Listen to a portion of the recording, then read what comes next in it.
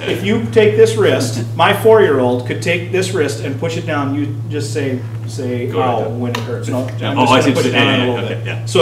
So when I grabbed his arm, he pulled back. So I'm locking in his arm, and I'm going to push down on this wrist. Tell me when it hurts. Yeah, it hurts a little bit. Okay. If I cranked down on that, I'm you're going to do what I tell you to do. If I say, "Why don't you climb up that wall?" You're going to climb up that wall from that pressure. That's not very much.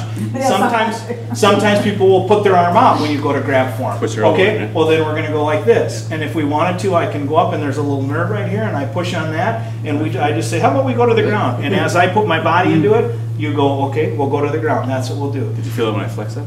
I did. Did you see my arm bounce off? And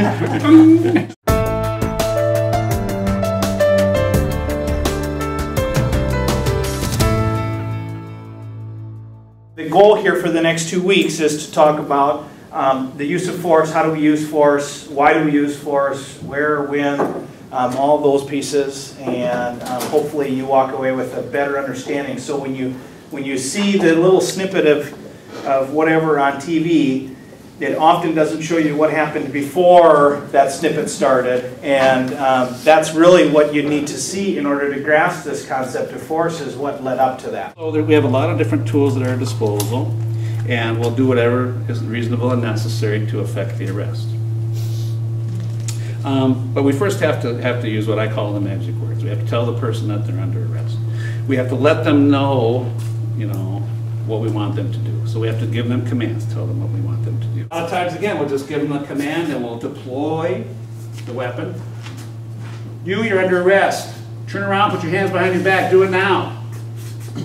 A lot of times, just seeing that is enough to make the person comply. If they're stupid, drunk, or on drugs, they might not. So you might have to use this. Am I going to hit them over the top of the head? No, because what?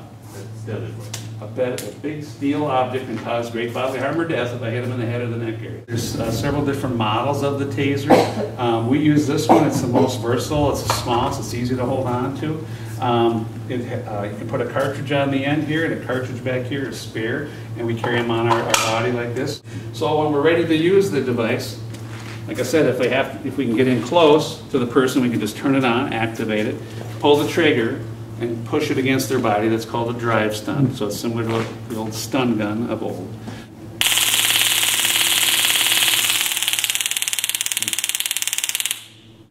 It's also known as an air taser because we can put the cartridge on here and it'll shoot through the air and it'll control the subject that way. Ready?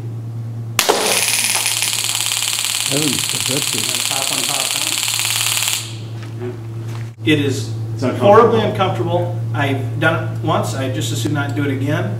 But it wasn't painful. And at the conclusion of that 5 seconds when it cuts off, you're done. I mean, except you're going, what in the world just happened to me? Because it's such an odd feeling. But I don't think it's painful. Yeah. Some people would say that they think it's painful.